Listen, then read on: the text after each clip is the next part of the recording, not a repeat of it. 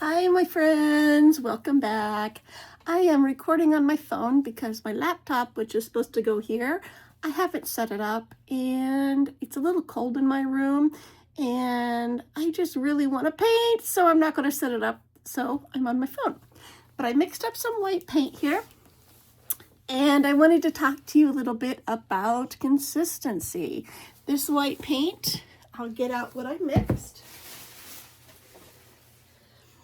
I used this soft body acrylic paint, Artist Loft, and it's academic level 1, and it's just a soft body acrylic white paint and Australian Floestrol. I say Australian Floestrol because it's Australian. It's from Australia. It's not American. The American has a different label. It's usually in a white bottle with orange, and American Floetrol also comes latex and oil based. So you want to make sure you're doing latex. Floetrol is a conditioner, not a thinner. It extends the wet edge, avoids brush marks and lapping. And it says on here that for acrylic paint, it's for faster, easier brushing, rolling, and spraying. Add Floetrol to acrylic paint. It flows and covers like oil paint, which I'm not too sure about oil paint because my grandmother was an oil paint artist. I didn't really get into it, but oil paint is thicker, but it does stay wet longer, so that's probably what they're saying, is it helps the acrylic paint stay wet longer.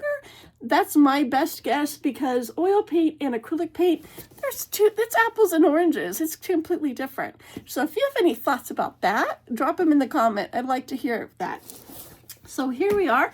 I mixed my white paint with 2 parts of the Floetrol, and I just mixed it in my cup here, and I stirred it with my stick. So I don't know if you can see. Let's see. Do you see how this is just pouring right off the stick? There's no gaps in the stream, except when I get it real clumpy. There you go. And it is completely fluid. And do you see how it, on the surface of the paint, it stays up for about 1 to 2 seconds before it melds back into the puddle? That's exactly a good consistency for probably 80% of the techniques out there.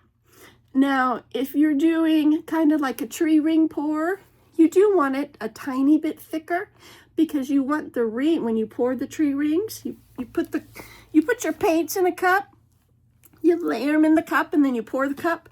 You want those rings to stay intact. That's the whole point of a tree ring pour, is you have these colors of rings, and then when you tilt it, they expand out, and they're so cool. So you want your paint a tiny bit thicker to hold those rings. Now, for cells, I have found great success with this consistency with my flip cups, and with the Australian Floetrol, and with Amsterdam pouring medium. Both these are excellent at making cells without adding silicone. I do love silicone because I call it my magic, but it can be problematic. It can be troublesome.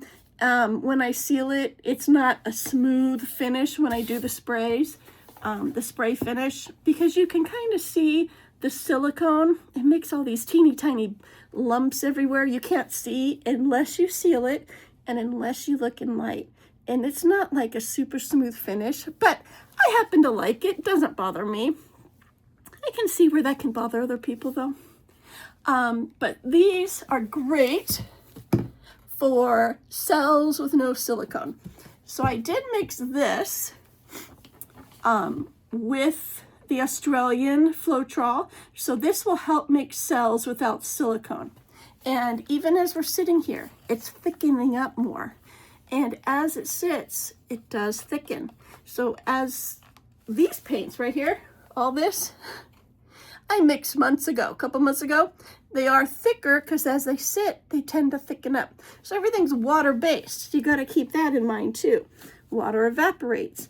Even if it's in these steel containers, consistency changes. And you got to just keep that in mind. Let's see. One more. See? It's about a 2-second trace. And if you want it a little thicker, go ahead and add more paint. But don't add too much paint to where it's gloppy, because paint pouring is fluid art. So everything you want to do, you want to make it fluid, you want to make it flow. You can use the term warm honey. That seems to have a great visual with a lot of people. So does like a heavy cream. You know, whatever visual you need, it can be a ribbon of color. You just want something that flows off the stick and sits on top of your pile of paint right here for about a couple seconds. And then you're going to get great results. If you are part of my Paint Pour Academy members, go to paintpouracademy.com. I have over 20 online courses there. It's $15 a month and you have access to everything. And then there's a member hub that I put for my members that has extra downloads in it. One of the extra downloads, and it's part of my Cell Magic Mastering Cells and Acrylic Paint Pouring, is this sheet. And you need to print it. I print it because I forget. There's so many. Look at these are all the techniques.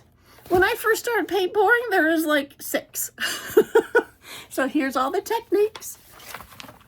And for example, the dirty paint pour technique, best consistency, it says a medium warm honey. So I would say that this is a medium warm honey. This is great for dirty pour. The dirty pour description and tips. Paints layered in a cup and poured out together. You want them to flow and interact without blending too much. Exactly. Flip cup, medium warm honey. Here we go again. Similar to dirty pour, but more dramatic cell formation when the cup is flipped. Too thick equals slow release. Too thin equals muddy. So now if you have a super thin, if you wanted to go thinner than this, add a little bit of water. But then be very careful. A little water goes away. Maybe add a few drops at a time. The thinner your paint, the more your paint is going to be dispersed. And, I can't think of the name of it right now, but it's all these little hands and feet and everything going out more. It's cool, but it's not really, the end result doesn't really look good, especially when you're using all the colors and you have all your watered down paint. It starts looking muddy, and the thinner paint can get lost in the thicker paint.